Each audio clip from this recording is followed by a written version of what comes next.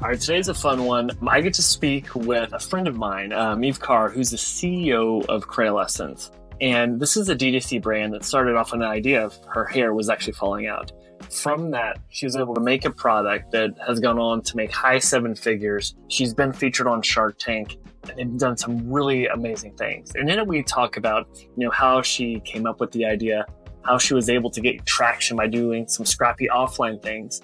And then the inflection point of going to that next level and getting on Shark Tank. Talks about working with her spouse as her business partner and some of the struggles she's had along the way and kind of how she's had a competitive advantage by focusing on her community to actually do product development.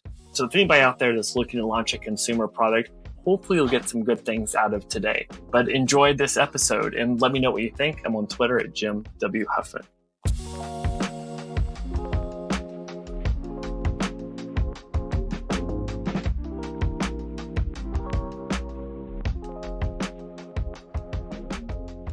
Okay, Yve-Car, can you remind me, do you remember how we met? Oh, God, that's such a good question. Oh, I know. Sephora Accelerator. Oh, wow. You gave a presentation on digital marketing and ads, and you did such a good job. And I spoke to the team over at Sephora Lily, and I said, all right, I think I want to work with this guy. He sounds like he knows what he's talking about. Gotcha. Okay. I was trying to remember. I thought it was through Sephora or something. Okay. And so I have been lucky enough to work with Yve-Car and Kreyol Essence. And if I could define you in 3 words, I have the 3 words. Are you ready for it? I am ready. I'm scared. Say force of nature. And I think that is a high compliment because to take an idea from an idea to like a 8-figure business, you have to be able to make shit happen. You have to be a magnet for talent, get people to like help you and just turn the impossible into something. So you and another founder I'm dying to get on here that I've worked with, I've been so impressed with that. So hopefully you see that as a compliment. I do. It's an amazing compliment, and I appreciate that because I think people underestimate what it takes to be an entrepreneur. Folks often see the glitz and the glam, awards or what have you, but the day-to-day grind and the challenges that you are faced with daily, it's something that I probably couldn't even imagine. You and this other founder that I'm excited to get on, you're like a smiley assassin because you're so fun and delightful to work with.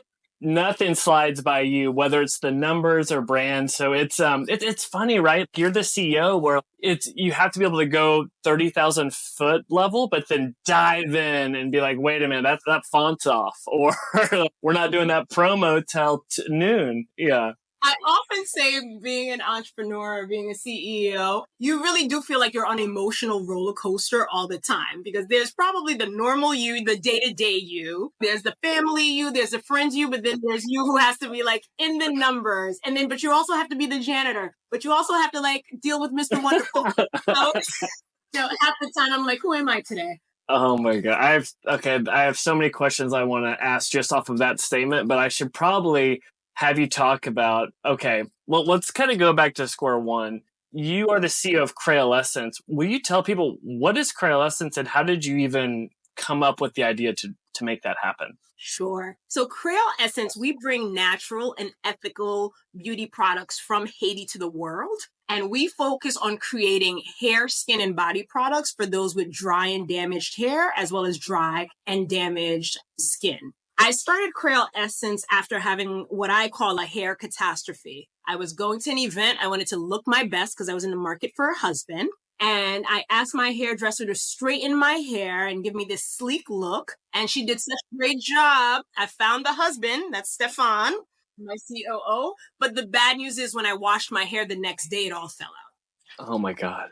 Yes. So after crying like any good millennial, I called my mom and I said, what's that oil you used to use when I was growing up that solved all of our problems? And she told me l'huile masquiti, which in English means Haitian castor oil. I lived in Philadelphia at the time. I ran to the grocery store. I thought, of course, I'm going to be able to find authentic castor oil on shelves. But I went to CVS. I went to Walmart. I went to Walgreens. I went to Target. Could not find it there. So I called my mom up and I said, could you send me some from your immigrant stash? And, anyone who's family outside of the US knows that there are certain delicacies and products that you only get in your native country. And if it's not readily available, no one wants to share it. So I guilted her and reminded her that I was her first daughter.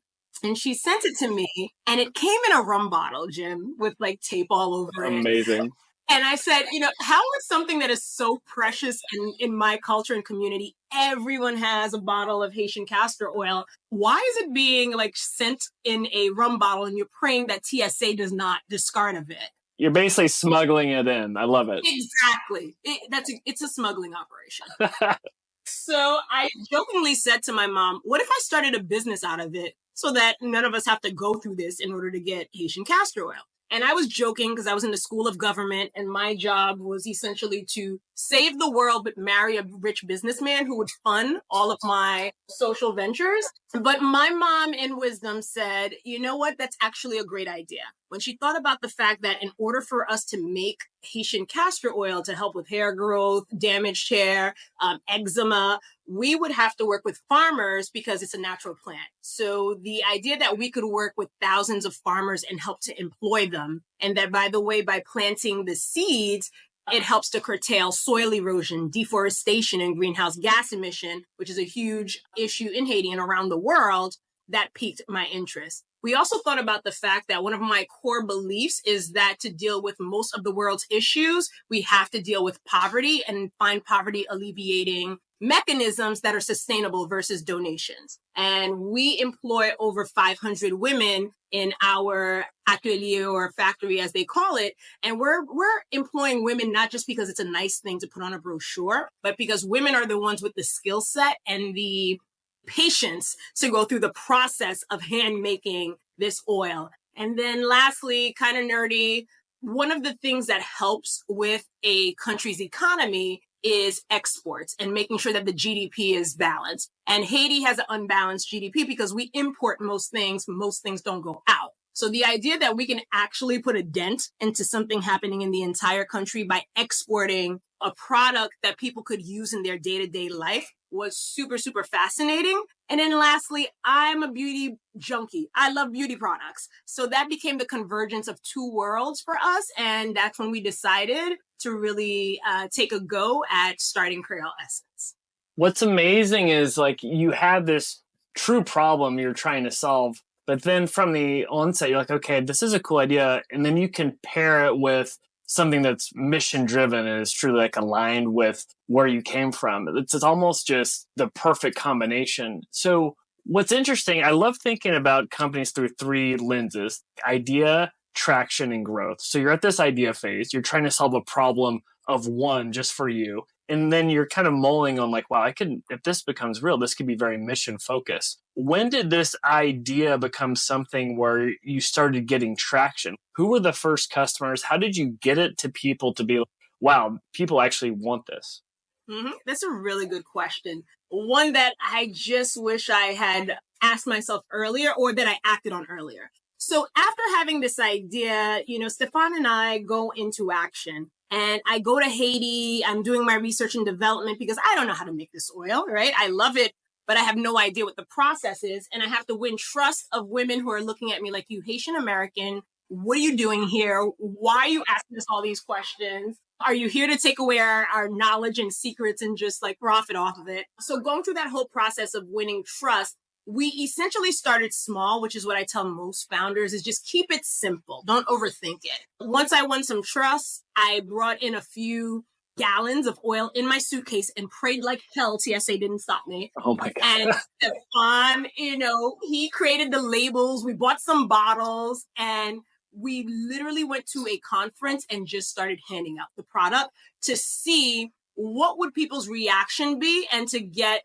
feedback. So that was our first customer discovery. What conference? You're not going to white guys and banking conference. Like what? No, thank God. We were a little smarter than that. We know our audience. We say low-hanging fruit, go to the folks who at least have an idea around the product. So we went to an HRA conference, Haiti Renewal Alliance. Nice. So these were a number of Haitian Americans who are either born here in the States or have lived here for the past 15, 20 years. And we just wanted to see, just based on their knowledge of the product, is this something that would resonate? And would this also be a solution for the challenges? Now, mind you, I was at the University of Pennsylvania, so I am prone to research. Though we tested with a known community, I looked at the research overall and it showed that 70% of women, their top 2 beauty complaints was dry and damaged hair, followed by dry and unhealthy looking skin. There were stats around women having trouble in their marriages if their hair was not right that day. So I looked at general stats, but then started with those who would have some familiarity with the product. So we go to this conference, and the first thing I noticed, even though I was fearful and thought him and I were crazy, is that there was a bit of a nostalgia that would come from everyone. Everyone told me a story and everyone wanted to buy right away. But I noticed the stories that they were telling me around, oh, my grandmother used to make sure that I drank the castor oil before I went to school. My grandmother used it on my hair every Saturday. My mom and I, we had a ritual around X, Y, and Z. And I think seeing the nostalgia was what really prompted us to really try to scale the business. Fast forward, there's an earthquake in Haiti. We decide to put the business on hold. We go into immediate relief efforts. And a friend of mine said, aren't you starting a business that's supposed to help with many of the issues that we're trying to alleviate? And my mom, in her wisdom, a year later also said, it's really great that we have celebrities. We have Anderson Cooper. We have all these people focused on Haiti. When the lights dim down and no one cares anymore, it's those jobs that you are going to create for these women that is going to last. And that's really going to be life-changing. Simultaneously, my friend was just like, because Stefan and I are perfectionists, we wanted to build like the perfect website and have the perfect label. And she said to us, guys, your 80% is probably somebody's 180%. Just get the website live. And I think that was the best advice we could have gotten. We turned the website on. I had an email list because I was very active in the community. So we had at least a decent list of about 5,000 people. We sent the email out and held our breath. And the first few purchases, it's your family, it's people and that feels great. It's kind of like, all right, they're going to support our crazy dream. But then when you start to see purchases of people you don't know, and you start to see people forwarding things, and we're like, oh my God, it's real. Like, this is a real business because other people that we do not know have now purchased. Oh my God, that's so exciting. And just to kind of take a step back, what you did really well is you didn't just start by thinking of scalable ideas. You're like, let's see if we have traction, if this works. And you literally go to a conference, hand-to-hand combat, you're throwing it at people. And then that feedback, that has to change your mindset to make you pretty energized. Like, wow, we're on to something. And the other thing that's interesting, I think a lot of founders struggle with this idea of, oh, it's not ready. I got to keep working on it. I'm not ready to show everybody. It's got to be perfect. And that can be a crutch. And as you know, like speed and timing is everything. So you have this traction and you start to get these sales. What does that do for your mindset to be like, hey, this is something we should go all in on? It's mind-blowing because all of this inner doubt, all of this inner dialogue, especially for those of us who suffer from perfectionism, it starts to throw it out the window and it helps you to focus on what about product, the service, the atmosphere, what's important to the community or the tribe as we call our customer base, because it really is a family. And I honed in on the stories. And also I received invaluable feedback about what the product would do in terms of social impact. So now I'm able to rattle off things like deforestation and greenhouse gas emission. I knew none of that before. It's because I spoke to someone and they would say, hey, did you know that when you plant castor seeds, this is the amount of greenhouse gas emission that it can, suck up. And this is how it does it. Because in a conference of the sort, I'm talking to engineers, I'm talking to environmentalists, I'm talking to all types of folks who are going to see the business from a different vantage point than even I do. So I like to say Kreyol Essence is built by the community because there are things I'm learning every single day based on our customers. Your community, and I've seen it firsthand, is amazing, just with how passionate they are and how you listen to them to get feedback. What advice would you give to people that are like, okay, I want to build a community. I want to do community as marketing. What would you tell them if they were trying to approach that? I would say, honestly, listen. And when you get feedback, you can't see it as an attack on you personally or on what you've created.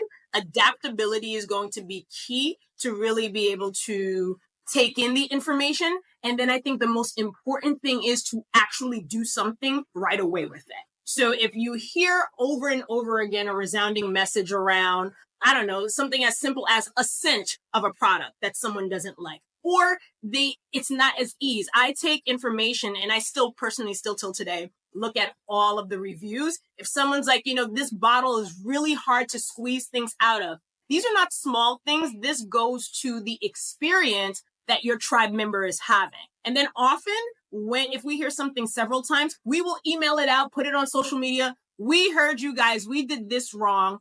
Here's what we're doing to try to change it. Keep the feedback coming. That builds trust, right? It's these little micro communications and keeping promises to your customer and them seeing you try over and over again that keeps you there. And often I tell my team, pretend that we are just like the iPhone. There will be several iterations. And we're just going to keep improving. And as long as you're talking to your customer, they're going to be right there because we all have iPhones. That's awesome. Yeah, you can't just send an update, unfortunately, to all your bottles to be a little bit softer.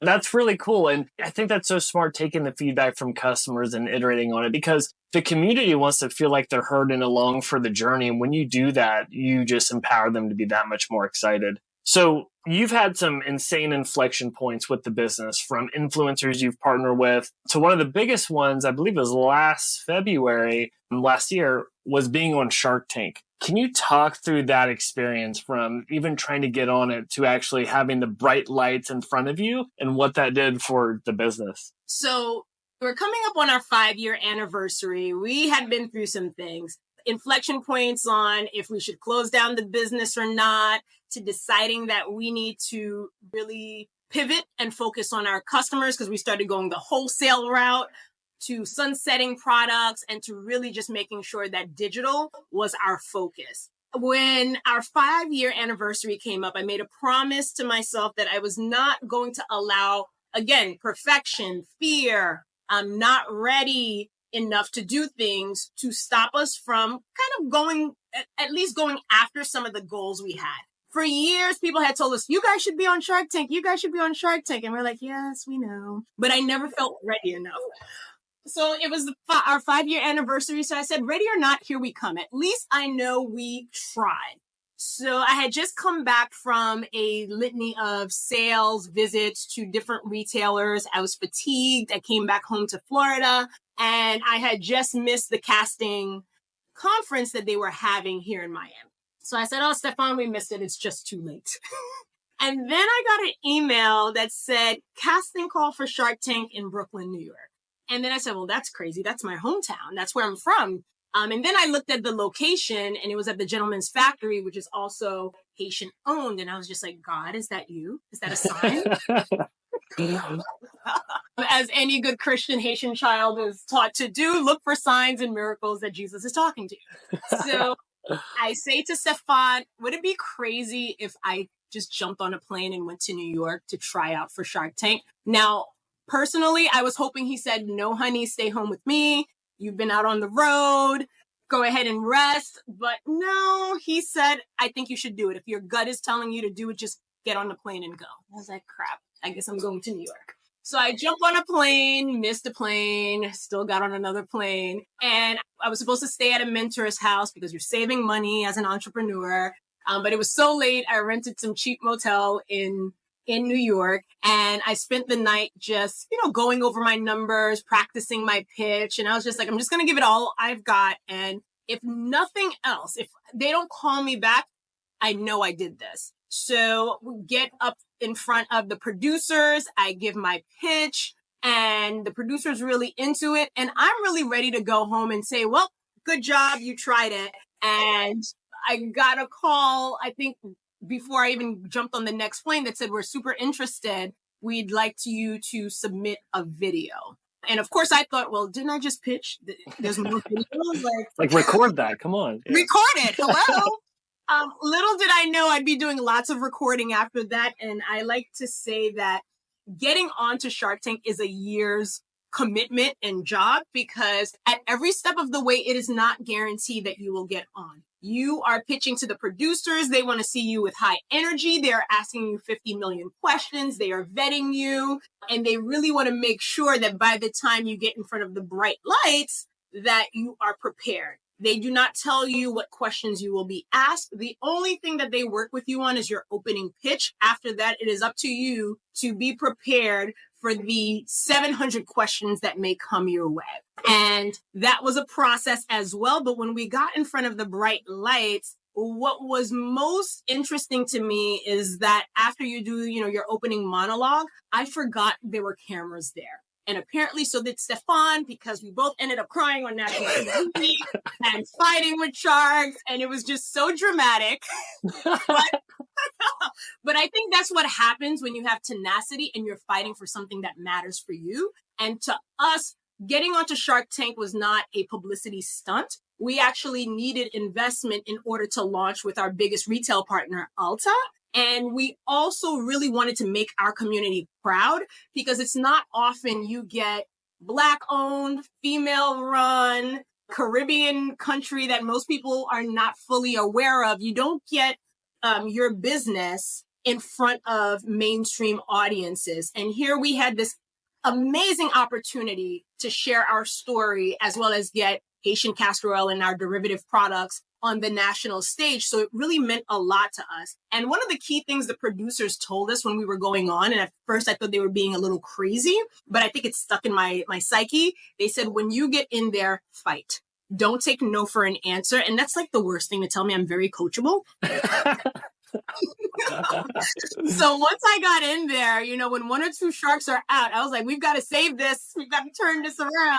But it really was very similar to I think if anyone has pitched at conferences, and I do credit the number of pitching that Stefan and I have done at the Cornell Business Incubator, at Sephora Business Incubator, for retailers, all of that, by the time we got in front of the sharks, it's just a culmination of getting 50 questions thrown at you all at once and having to manage the room and be very calm as you answer, some tough questions about the business and ourselves. Wow. Yeah, it's like everything you were doing was leading up to that moment to be able to be on your toes, just because the types of questions you get hit all facets of the business model and the value prop. So you got to deal with Mr. Wonderful, right? And Mr. Wonderful, my favorite character. Well, what's the aftermath of that? You're like, okay, we recorded, we got a deal. It then airs. What happens next? So what happens next is, first we cry again because because you don't get to see what the world gets to see. So literally when we are being aired on January 12th, which was very meaningful for us because that was the 10th year anniversary of the earthquake in Haiti, where over 300,000 people died. So our community was also, we needed hope. Everybody needed something positive, and to see our airing. And I am thankful that the show really depicted all facets of us. It talked about our hard times as entrepreneurs. It talked about our stats and numbers and how much we had grown, our retail partnerships, and there were laughs and there was a lot happening there. But I think it allowed people to understand who we were as individuals, as well as the company, by seeing the before and afters and seeing our little, monologue around Haiti. So it was amazing because then our tribe tripled. And if any company is fortunate to have such a spike, but we were getting sales like crazy on our website and immediately trying to prepare for it. We had just come from being out of stock for the holidays. And we were supposed to be given 3 weeks notice. We got a week and a half notice that we were going to air. So we're trying to restock. We're trying to up customer service, make sure that we're able to man the phones. So it was insane, but I'm thankful for it. We ended up having to switch warehouses 3 times, and that was in 2020. So 2 months later, the height of COVID hit, and then they did a re-air. So even though the world is supposed to be closed, luckily we are considered an essential business because we have shampoos, conditioners, soaps. So we were working the whole time during the height of the pandemic, and people are also home. So we grew phenomenally. We're adding team members. We had to add a warehouse because our 3PL, and 3PLs are companies that brands usually hire to fulfill their orders, could not keep up with our demand. So we had to bring it back in-house. So during the week, we were doing the administrative side of the business. And during weekends, we actually partnered with Uber to hire drivers to help man our warehouse so that we can send products out to customers. So 2020 was quite a year for us, to say the least, but we're still very grateful for it. That's insane. I didn't really partner with Uber. So you get this just flood of traffic. You're 3Xing your customer base and your community. It's so cool to see this go from idea to traction. And now you're in this kind of growth phase. For D2C founders that are growing, what are you thinking of next? Whether growing harder online and what that means, or also what you're doing with wholesale, because you have the wind at your back. And so as a CEO, how do you navigate where to go next? It's a really good question. Something I ask my life coach every day. But I think it's about really understanding what's your value set after a few years and what are your non-negotiables. I think there are a few areas that became very clear to me where we made hard decisions, but I'm really thankful we did because it ended up being good for us in the long run. And I'm very much a founder who's thinking about what the company looks like in 2 years, in 5 years, in 10 years. So I don't want to make decisions out of temporary situations that are not going to impact our long-term bottom line. So one of those decisions with that mindset is profitability. So even though we are growing like crazy, it's important to me that we are a profitable company, because I remember the days when we were scraping together every dollar that we had in order to make it, and the fear around that. And I remember the days of not paying myself and Stefan and living off our savings so that we could pay our staff and we could pay our partners. And I remember at the Cornell Business Incubator, anytime I would complain and I would say, we need to raise money, and they would say, Evie, sales cures all. And I think that's one of the resounding statements that was told to me that is actually true, because when I look at it now, the fact that we do have a cushion, and that even when things go wrong, right now I'm not panicking that we can't pay the bills, but that's because we really focused on profitability and we focused on building, I think, at a moderate pace, but not building so quickly where it was in the absence of making sure that there was profitability. The second thing that's true for us, or is a truism that I learned, and I think any D2C founder has to think about, or any founder overall, is don't lose sight of your core customers. We have many customer bases. We have our wholesalers. We have our, prospect investors. You have our core customers who are buying. But what I have found is as long as I focus on my direct to consumer business, everything else works well. Once I allow wholesale, retailers, or other things to veer me away from that, the business does not do well, which is a testament to us that our community is truly the lifeblood of this company. And she or he will go with us anywhere we go as long as we are putting them first and as long as we never forget our social mission. And I think going into social mission, lastly, is to not forget that. There was an inflection point for us as a social business where I really wanted to make sure people respected us as a business first, because often there is this misconception that a social business doesn't care about their ROI and that they don't think about all the same metrics that any tech founder or any other founder would. And I argue that we actually think about it more than that, because we have to think about those metrics plus social impact. So I have to care about what's a living wage and what's my impact on the environment and my consumer. Are they protected? Are they getting the best skin, hair, and body products so that it's not causing cancer or any other challenges? These are all things that I think as a socially driven business that we have to think about on top of the magnitude of numbers, like your balance sheets and your P&L, that a founder has to think about. So I think as long as I keep those things in mind, it helps to steer what direction we should go. So while we have amazing retail partners, I am fully focused again on our D2C and our core business with our customer base to make sure that we don't lose touch with her. And then to really put dollars behind that thought process, scaling our team is not just to be able to handle our retail growth. It's also to be able to make sure that there's enough people being there to take care of the tribe and give her the answers he or she needs in order to continue this relationship and journey. It sounds so simple to do, but it's really hard sometimes to keep that as the core focus. It's like at the end of the day, it's the customers and owning that relationship and making sure they're heard. That's really good advice. I feel like I need to put that as a bulletin board on my wall. So you talked about going through these ups and downs. You've got these highs of being on Shark Tank. You got lows where you're having to not pay yourself for a month or two. And you're doing this with Stefan, who, by the way, is a phenomenal human being who is also your partner. You love him. I know. He's a favorite for everyone. I love Stefan. He's been avoiding me lately, but that's fine. But you're doing this with your significant other. So first, with companies in general, it's hard to find an amazing team. Not to mention when you're done with work, you go home and, hey, that person's still there. From my perspective, it looks like it's going pretty well. How have you been able to make it work so well doing this business with your spouse? That's a great question. So one, I often refer to Stefan as my better half, but I truly believe it.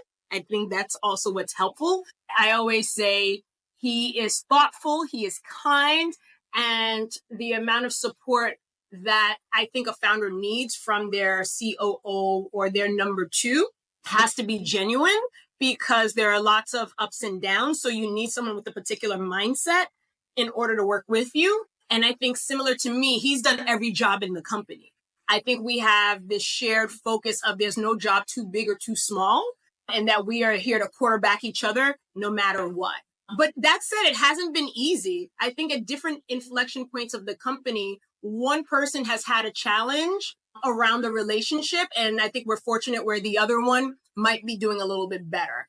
But what we've learned over the years is to really systematize a few things. One, we have clarity around roles in the business. It is not ambiguous who's the CEO, who makes the final decisions on many items when it comes down to it. But also, I am very thoughtful around making sure that I am listening to him and that I give as much leeway as possible until I absolutely feel the need to step in to do things. So I think from the onset of our relationship, we had a founders agreement.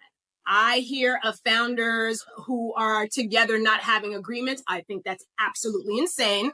You need an agreement, whether it's your spouse or whether it's someone else, to just have clarity around roles, equity, pay, all of that. I think we did a really good job of talking about it in the beginning.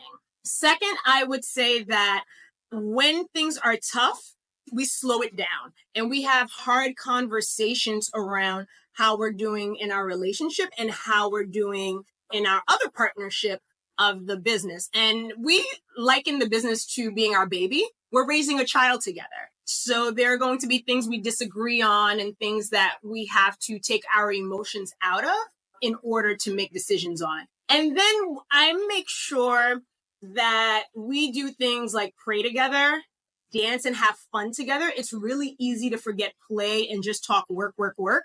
So, scheduling dates at least once a month is something that I'm very intentional about, and something that he's now picked up on being very intentional about, and making sure that we work on our relationship in terms of learning things together, in making sure that because I'm leading a lot at work in our household, there are a lot of things he leads and I defer to him to make those decisions so that we are balanced and we're both respecting each other's zone of genius. And that requires intention every single day. But I'm really thankful for it because I can't say I ever have a day where I feel like I don't know if I can trust my co-founder, or I don't think they have my best interests at heart. I feel like I'm in it with someone who has the same goal as me, and we both want to see each other win. And to me, that's the best feeling in the world. So having to put in extra work to make sure that our relationship is healthy, to me, is worth that time. What I'm hearing is some really good advice. First, before you start with the founder, even if it's your spouse or significant other or someone, it's from the start, be aligned on the roles and responsibilities. Because if not, tension can manifest if there's overlap and you can't communicate. Another good thing that you said was when things get really tough, to slow down and address things. I think it's so easy to startups move so fast to do the opposite. So that's really good insight. And if you are working with your spouse, I'm sure it's very easy for the pillow talk to be about customer acquisition costs and lifetime value. And actually, like setting up times to go on dates or to go dancing is really smart. And I've seen your Instagram stories of you all dancing it up, and you definitely practice what you preach. That's really good stuff. One other thing I wanted to ask about you and Stefan, after Shark Tank, were you jealous or angry that he overshadowed your red power suit with his crying scene? You know, for a minute I was, if I am to be candid and honest. But then after that, I said, you know what, if anyone deserves to overshadow me right now, it's him. And we joke because he would complain. He's like, oh, all everybody talks about is Yve-Car with the company. And all of a sudden the conversation changed. And I was like, how does it feel to be a star, Stefan? He's like, yeah, I wanted to be a star, but not, for crying on TV. But that actually brought about lots of discussion around what the roles are by gender and what we expect from females and males, and to see how we're supposed to be in this very enlightened time in society. But there were interesting conversations around why was I the one who was negotiating the deal, and why was he the one who gave the heartfelt story about who we are. And to see how the women stood up for Stefan, and then the men tried to, say, like, should there be crying and emotions in business? It was actually rather fascinating and brought lots of conversations around the Instagram and Twitter sphere. So go check out episode 12, season 11 on Shark Tank. I'm always happy to hear what people think. But I think that's another great byproduct of folks knowing who we are, is challenging roles and gender norms in our society. Yeah, I mean, knowing both of you, I feel like both of you can play both roles because you're pretty versatile in like the analytics and the creative side. But I think Stefan saw you with the power suit, knew he had to bring the pain, and so he went with that. He usually says he has to make sure he humanizes and folks understands us. And I think that's a unique gift that he has. My Haitian upbringing is you don't cry, you don't talk about what the challenge is, just suck it up. But you are correct that we both can play that role. And it's an hour-long conversation that people get to see for 10 minutes. So they're cutting up a lot. I know that other people I've talked to on Shark Tank, they're like, you're only seeing the drama. It's like I was in there for 90 minutes. Yes, we were in there for quite some time in heels. One last thing just on Kreyol Essence is you launched on the back of a flagship product that is Haitian black castor oil that just, it's so great because there's such an amazing value prop. It's truly solving a problem. But you've also branched out to other products, like shout out to Haitian coffee and coconut body cream, which I think is fantastic. Talk to the importance of like launching a brand on the back of a flagship product versus also wanting to land and expand and introduce new products. I think it's really important to make sure that you have your home run and you have your signature product. I think it defines the brand. I think it helps to create a true relationship with your customers. And when we first began, we thought we needed like 50 products. We saw all these other brands and they had these huge launches, and us curating actually helped our customers trust us and allowed us to have a deeper conversation around what's important to them. And then we gradually built off of that, because now she was talking to us, okay, I have the oil, but she would say to us, where's your shampoo and conditioner? And by the way, my husband is using this too, so I need, a scalp pomade for him. Oh, and by the way, I also use this for my kids who have eczema. I need something that's large enough that the entire family can use. So we branched off carefully based on what we heard the concerns were.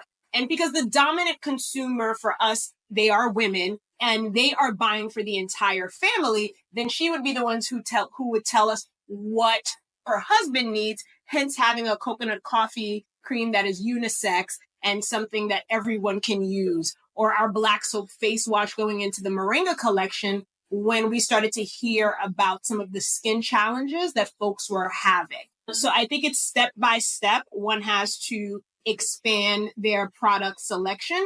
And I think one has to, again, think about iteration and not being fearful of some products not making the cut. It's hard as founders. When we come out with a new product, they're like our kids, but sometimes you have to let them go. The tribe is not responding, or you have to be comfortable to tweak and iterate and change either the product formulation or the name, because sometimes it's not the product. Sometimes your tribe just doesn't understand what you're saying. So you have to test some different ways to communicate about the product in order for it to be a home run. So we try to be very judicious around what we launch, because education around something that is new also takes a lot of time. So you want to be mindful of your marketing budget. You want to be mindful of the energy that you and your team have to expand and explain a new product. So we just launched a new product collection after, I think, 6 or 7 years. We just launched it with Ulta around Haitian moringa oil, and we're in some new verticals. So now we're in ingestibles, where there's, a health powder. There's wellness seeds that help with sexual wellness, and making sure that we expand our skincare line along with, for the hair care, whereas the Haitian black castor oil was more treatment based, the Haitian moringa line is more about styling. So making sure that each of the product collections have a clear purpose and it's differentiated, I think is super important. But that took us after 7 years to do that, and really lots of discussion with our customer base around where they are in their wellness journey. Yeah, leveraging the community for product development is kind of a secret weapon to be able to have them as your research group. That's really smart. Well, cool. I've got 2 more questions. I'll let you get on with your life. The first one is, you're pretty creative. You started this from scratch. What are some half-baked startup ideas you had that maybe you'd want to start them if you weren't doing Kreyol Essence, or you're like, I don't want to start that, but man, I wish that existed? Anything that comes to mind? God, there's been so many through the years. So when we first started Kreyol Essence, it's kind of funny, Stefan jokes about it, but we also had a line of eggnog that we were... I love that, but it actually makes lots of sense in my head. It did anyway, because we make a Haitian eggnog in Haiti that we have not seen on the market, and it's delicious. So my thought was, hey, we're doing, Haitian castor oil. We're bringing authentic products from Haiti. We should throw eggnog in there. Yeah. Needless to say, that didn't happen. We cut that out really quickly. Let's do this. I love eggnog. Granted, 90% of our sales will come within a 2-week window of the year, but that's all good. We'll just maximize the spend there. You know what's interesting, though, is what you've done with Haitian black castor oil. What other countries have the equivalent of that people don't know about? And not to mention that communities that ripple through the US or other countries, whether it's a specific product or service, it just kind of opens your mind to essentially taking that export model of something you take for granted in your country that other countries, if they're exposed to it, it's basically magic. That's exactly it. That's exactly the rabbit hole that sometimes we're just like, we cannot get into this right now, but we see the opportunity, and we now see, the layout plan to make it actually happen and make it bigger. I mean, Haitian mangoes are a thing. I'm very much into right now. I have a fascination with lights and what you do with light, LED lights, how lights are being used to solve all types of issues, stem cell research. So that's a big fascination of mine in order to continue to bring more science into beauty. So I'd love to see that. Yeah, there's a whole movement around kind of like biotech and beauty and D2C. I think you're onto something there, and like keeping your finger on the pulse. I'm more excited about eggnog, but that's a good one. Stefan will love you forever because he just wants to bring food items into the world so that he can eat. That's really his thing. That's amazing. Okay, those are good ones. All right, so last thing. What's the nicest thing anyone's done for you in your professional career? Such a hard question to answer. It should not be, because there are lots of nice people. But I don't know if it's just because I'm a glutton for punishment.